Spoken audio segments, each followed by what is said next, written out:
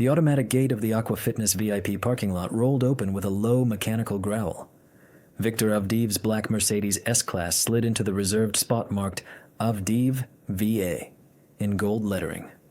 He killed the engine, flexed his shoulders, and felt the vertebrae crack like dry twigs.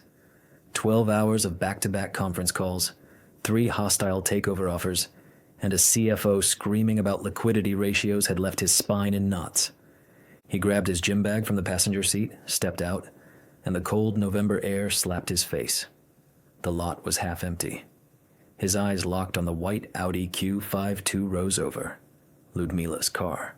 The personalized plate LSA 777 glinted under the sodium lights. Convenient, he thought. We'll drive home together. Separate cars, same destination. He hadn't seen her in 4 days.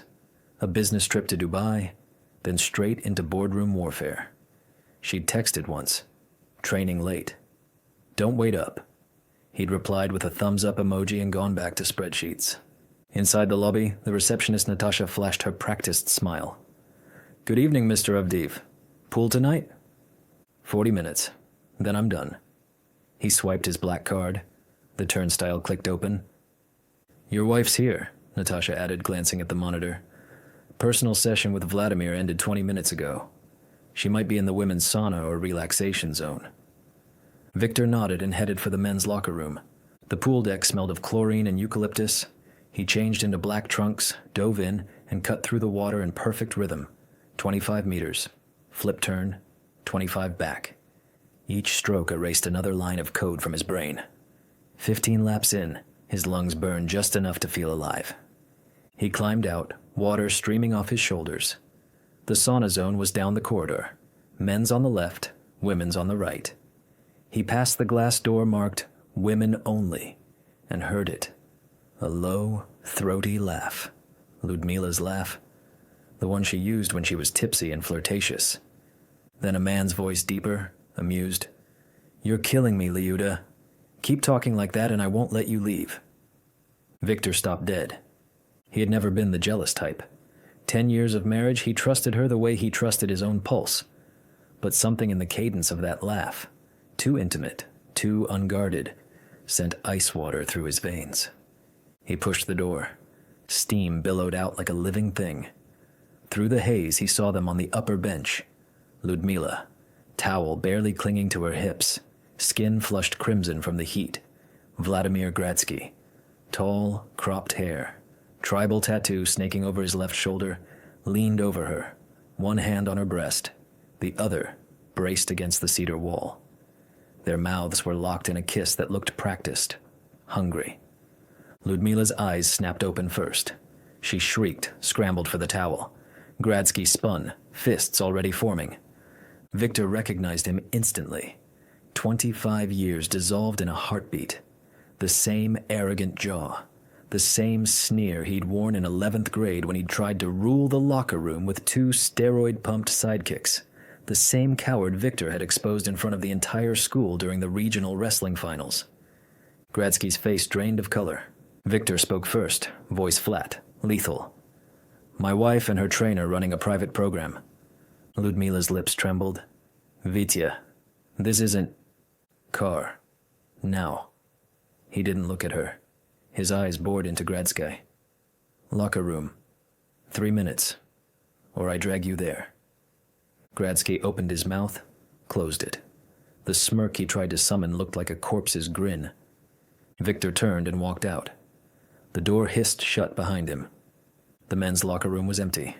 Fluorescent lights buzzed overhead. He opened his locker, pulled out his clothes, folded each item with surgical precision. Shirt. Trousers. Belt. His hands didn't shake. Inside, pressure built. Slow. Hydraulic. Unstoppable. Gradsky burst in at 1:58 remaining. Sweatpants, club logo tee, chest heaving. He slammed the door. Avdeev, let's be adults. Victor's fist drove into his solar plexus. Air exploded from Gradsky's lungs. Before he could double over, Victor's right hook cracked across his jaw. Gradsky flew backward, skull clanging against metal lockers. He slid to the tile, blood threading from his lip. That's adult, Victor said. Gradsky wheezed, clutching his gut. You think money makes you untouchable? I think 20 years is a long time to nurse a grudge. Victor crouched, voice low. Why my wife, Gradsky? Out of 300 trainers in Moscow, she picks you. Explain the odds. Coincidence. Gradsky spat blood.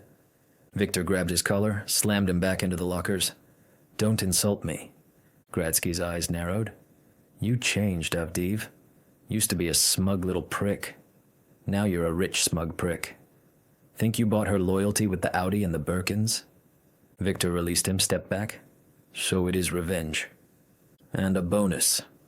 Gradsky wiped his mouth, grinning through the blood. She came to me, day one. Said you never listen. Never touch her anymore, I just gave her what she begged for. Victor's pulse thudded in his ears. How long? 3 months? Gradsky's grin widened. Every Monday, Wednesday, Friday, sometimes weekends when you were closing deals. Victor crossed his arms. And the end game? Gradsky hesitated. The silence stretched, thick with calculation. Tell me, Victor pressed, or I start breaking fingers. Gradsky's bravado cracked. Divorce. She talked to a lawyer. Prenup has holes. We take half, maybe more. Then we disappear. You foot the bill for our new life. Victor's phone was already recording, hidden in his palm. Repeat that. Slowly. Gradsky lunged for the device. You bastard! Victor sidestepped, drove his knee into Gradsky's ribs. The trainer hit the floor hard. Victor knelt, phone inches from his face. Recordings in the cloud. Try police. I'll play your confession. Security cams show you attacking first. Who's more believable? The CEO or the homewrecker plotting fraud? Gradsky glared, hatred raw. You can't control everything? I can ruin you. Victor stood. Option 1, resign tonight, leave Moscow by dawn, never return. Option 2, I blacklist you from every gym, bank, and job site in Russia. Choose. Gradsky's breath rattled. 24 hours? Clock's ticking. Victor grabbed his bag and walked out. On the parking lot asphalt, Ludmila leaned against the BMW, cigarette trembling between her fingers. She'd quit smoking 6 years ago. The orange tip glowed like a warning beacon. She saw him, dropped the cigarette, crushed it under her heel. Vitya. Get in. She obeyed, hands shaking as she buckled the seatbelt. Victor slid behind the wheel, engine silent. Ludmila stared at her lap. I don't know what happened. He was attentive. You're always gone. I felt invisible. How long? Victor asked. 3 months. Her voice cracked. It was stupid. A mistake. I love you. Love! Victor's laugh was razor thin. You love the house, the car, the Amex Black. You love the idea of me, not the man. That's not... Gradsky just confessed. You consulted a divorce attorney, planned to gut me in court. Ring any bells? Her head snapped up, eyes wide. He's lying to hurt you. I have it recorded. Victor finally looked at her. Every word. Ludmila's breath hitched. Vitya, please. You have 3 hours. Pack 1 suitcase. Personal items only. Anything I paid for stays. Tomorrow I file. You can't throw away 10 years. I'm not throwing it away. You torched it the first time you spread your legs for him. He started the engine. The BMW purred to life.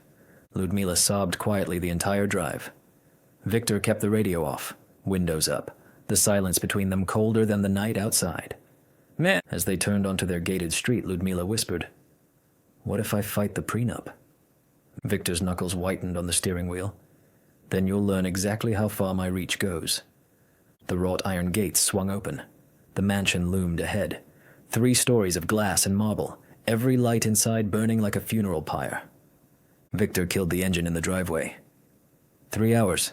Clock starts now. Ludmila stumbled out, heels clicking on the cobblestones. She didn't look back. Victor sat motionless, staring at the dashboard clock. 20:47. 2 hours, 59 minutes, 58 seconds. His phone buzzed. Unknown number. He ignored it. Another buzz. Same number. He answered. A woman's voice, low, urgent. Mr. Avdeev, you don't know me. My name is Marina Gradskaya, Vladimir's sister. We need to talk tonight, before he disappears and takes your wife's secrets with him. The BMW's tires crunched over the frost-dusted gravel as Victor pulled into the underground garage of their Rubliovka mansion. 2112 on the dash, Ludmila's sobs had dried into hiccups. The only sound was the low thrum of the engine and the occasional sniffle. Victor killed the ignition, popped the trunk, and stepped out without a word. Ludmila followed, heels clicking unevenly on the epoxy floor. She clutched her designer trench coat like a life vest. The elevator ride to the third floor took 12 seconds. Neither spoke. Inside the marble foyer, motion sensors triggered the chandeliers. Ludmila kicked off her Louboutins, left them crooked by the console. Victor headed straight for the study, poured 3 fingers of Macallan 18 into a heavy crystal tumbler. The amber liquid caught the light like liquid fire. Ludmila hovered in the doorway, mascara streaking. Vitya, please. Let me explain. Sit. He pointed to the leather club chair opposite his desk, the same chair where she'd once curled up with quarterly reports, legs tucked under her, asking about IPOS. She sat, hands twisted in her lap. Victor leaned against the desk, arms crossed. Everything. From day one. Lie. And I cross-checked the club's CCTV. Start talking. Ludmila swallowed. First session, September 2nd. I signed up for the VIP package. Vladimir was assigned. He said my posture was perfect, but my core needed personal attention. He scheduled me 3 times a week, always after 8 p.m. when the floor was empty. Victor's jaw flexed. Go on. Week 2. He started lingering. Asked about my day. Said you were always traveling, always stressed. I laughed it off. Then he touched my lower back, correcting form. His hand stayed longer each time. She risked a glance. Victor's eyes were glacier blue, unblinking. By October, he was texting outside sessions. You deserve to be seen. Your husband's spreadsheets don't notice how your eyes light up when you nail a deadlift. I told him to stop. He sent a voice note. I see the real you, Liuda. The woman he forgot. Victor's knuckles whitened around the glass. And you kept going back. I told myself it was harmless. Then November 1st. He booked the private sauna after hours. Said it was part of recovery protocol. 1 glass of champagne turned into 3. He kissed my neck. I froze. He whispered, You're starving. And he's too busy counting zeros to feed you. She was crying again, but quieter. I kissed him back. I hated myself the second it happened. But he kept saying you'd never notice. That I was invisible in my own marriage. Victor set the glass down with a deliberate clink. The lawyer. Ludmila flinched. Vladimir found him. Said the prenup had a clause. If I could prove emotional abandonment, I'd get more. He drafted emails for me to send you. Fake fights, recorded arguments, I deleted them, I swear. But you kept the contact. Victor's voice was soft, deadly. You let him map out my destruction while I was in Singapore closing a 9-figure deal. I was scared, she burst out. Scared of being 40 with nothing. You gave me everything, but never you. Vladimir made me feel wanted, Victor finished. I heard the sales pitch in the sauna. Ludmila dropped to her knees, grasping his trousers. 1 chance. I'll delete his number. Therapy. Anything. Victor stepped back. Her fingers slipped off the fabric. 3 hours. 1 suitcase. Clothes you owned before the wedding. Jewelry stays. The Birkins. The Cartier. The Chanel. Mine contracts ironclad.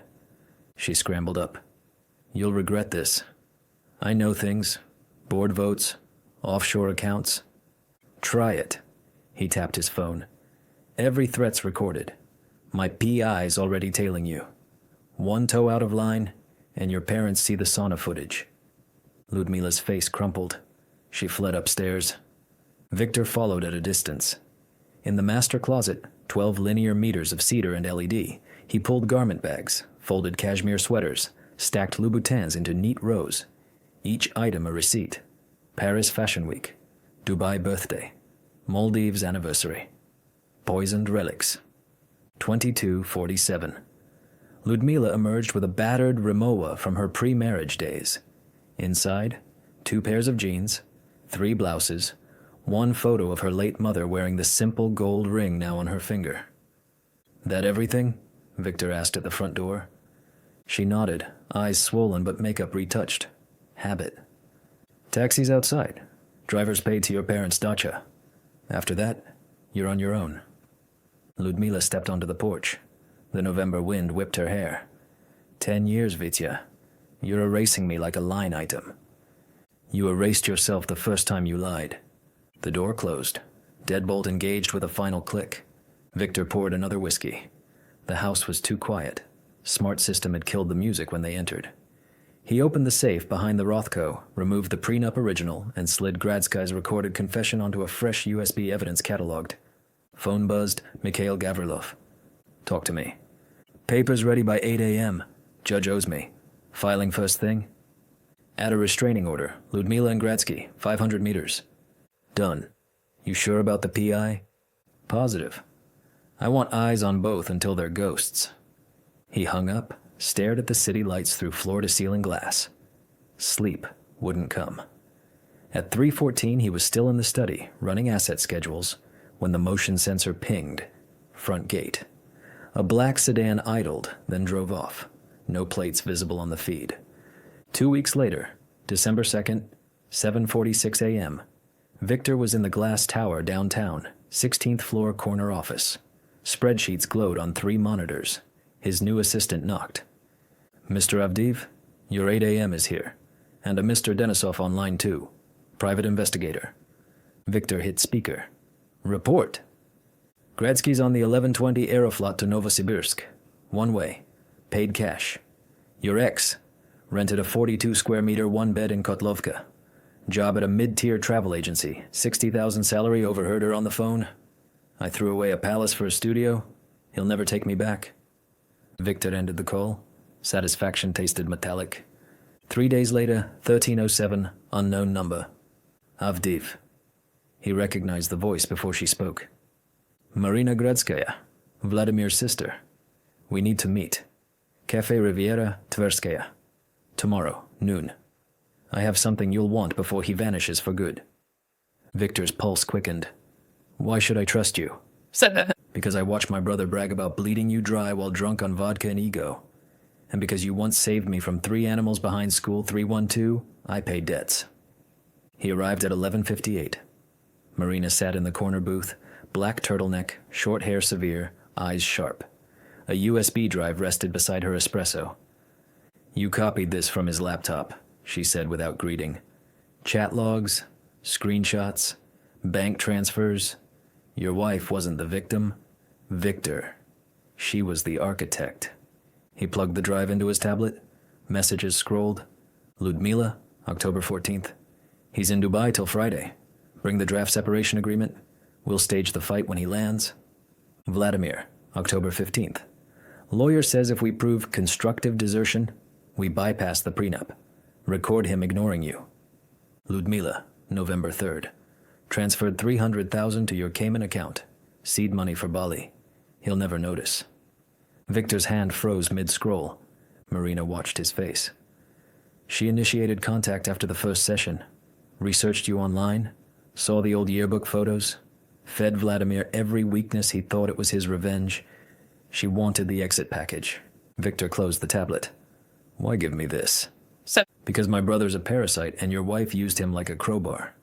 I'm not collateral damage." She slid a business card across the table. "If you ever need a PR director who hates liars, call." He pocketed the card.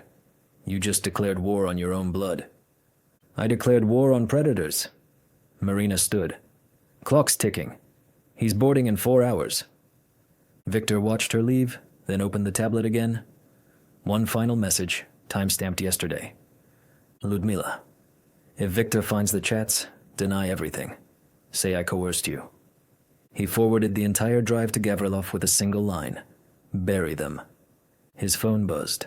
Unknown Novosibirsk number. Gradsky's voice hoarse. You win, Avdeev. I'm gone. But your wife? She's still dreaming of your money. Watch your back.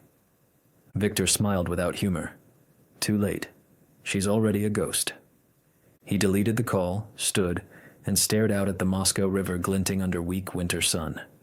The game wasn't over. It had just entered overtime. Marina's text lit his screen.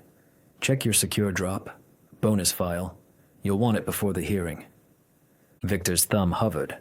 Whatever was in that file, it would either close the coffin or open a new grave. Marina drained her espresso, eyes flicking to the exit every 30 seconds. He bragged the night he came up with it. Drunk on cheap cognac in my kitchen. Found the perfect mark, sis. Avdeev's wife. She's bored, loaded, and clueless. I laughed. Thought it was bar talk. Then I saw the yearbook photo on his screen. You, senior year, wrestling medal. His face went dark. That's when I started checking his laptop every time he showered.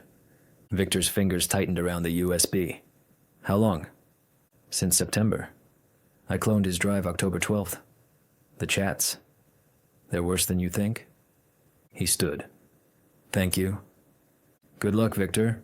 Her voice dropped. Whatever you decide, make it hurt. Back in his 27th floor office, blinds drawn, Victor locked the door. The USB slid into his MacBook with a soft click. Encrypted folder, L+V_plan. First message, Ludmila, September 5th, 2:14 a.m. Ludmila. He's in Singapore till Monday. House is empty. Bring the draft. We'll stage the first fight when he lands. Vladimir. Recording app ready. I'll coach you. Cry on cue. Mention emotional neglect. Judge eats that shit up. Victor scrolled. Bank transfers. 500,000 rubles from Ludmila's personal account to Vladimir's offshore. Subject line, Bali deposit. Another thread, November 18th. Ludmila. Board meeting tomorrow. He'll be distracted.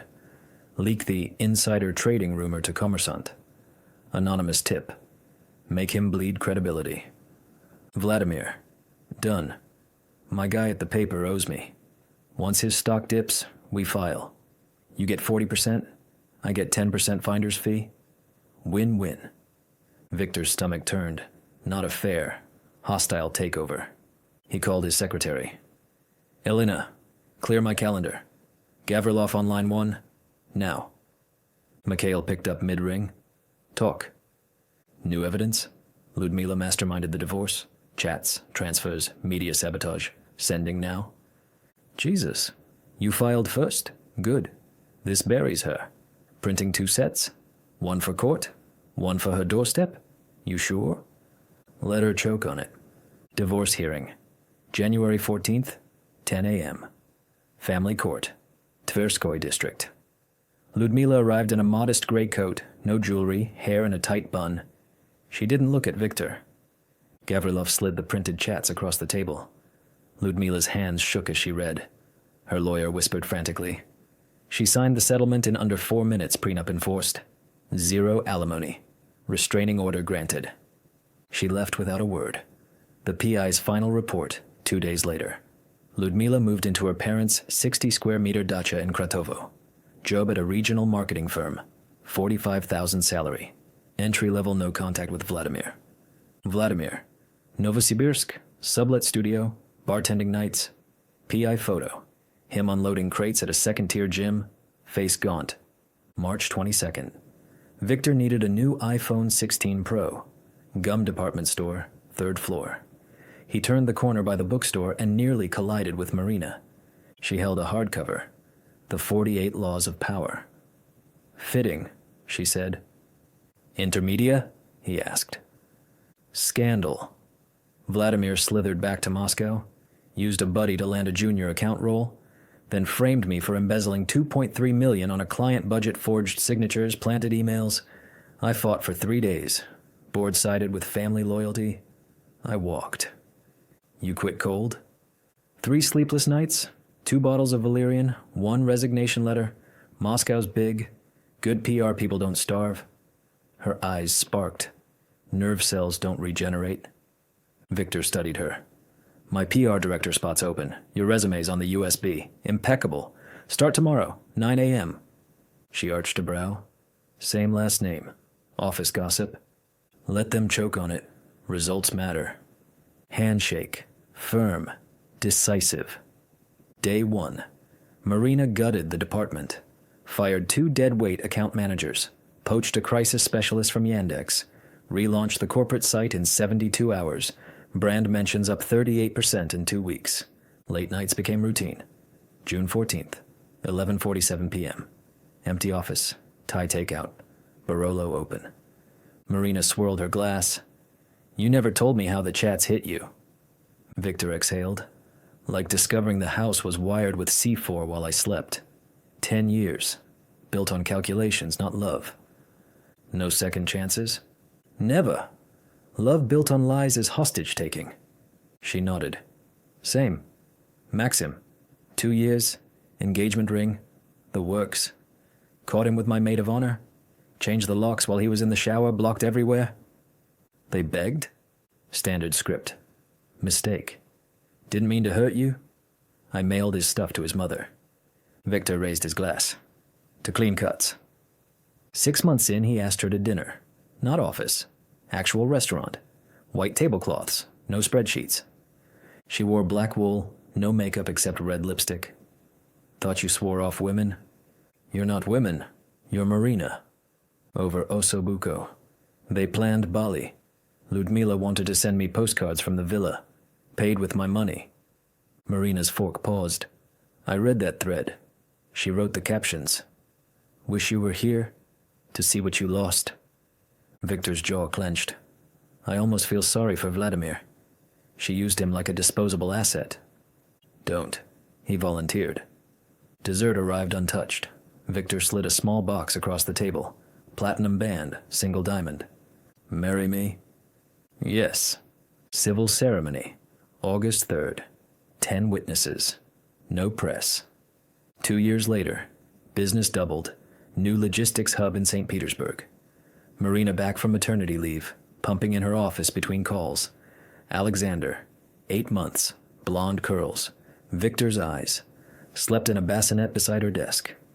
Victor held his son during a 7 a.m. earnings call, muting to burp him. The board never knew. Ludmila. Married a mid-level accountant in Tula. 1 Instagram post. Modest wedding. No tag. Victor saw it. Closed the app. Never looked again. Vladimir. Fired from 3 gyms. Last sighting on loading trucks in Omsk. Marina's final text to her brother, forwarded to Victor. Marina. You burned every bridge. Stay gone. The reply never came. November 15th, 2025. Victor's phone buzzed at 7:42 a.m. Unknown Moscow number. He answered. Ludmila's voice, thin, desperate. Vitya, I need to talk. I was wrong. He ended the call, blocked the number. Marina walked in, coffee in hand. Who was that? Ghost. She kissed his cheek. Let's wake Sasha. He's teething. Victor followed her to the nursery. The past was ash. The future, solid, earned, unbreakable. But at 7:59 a.m., an encrypted email pinged from an anonymous server. Subject, you think it's over? Attachment, audio file, 47 seconds. Victor's blood ran cold. He clicked play. Ludmila's voice recorded yesterday. He'll never see it coming. Phase 2 starts now. The file ended with Vladimir's laugh, low, triumphant, alive. Marina saw his face. What is it? Victor deleted the email, but the seed was planted. They were back. And this time, they weren't alone.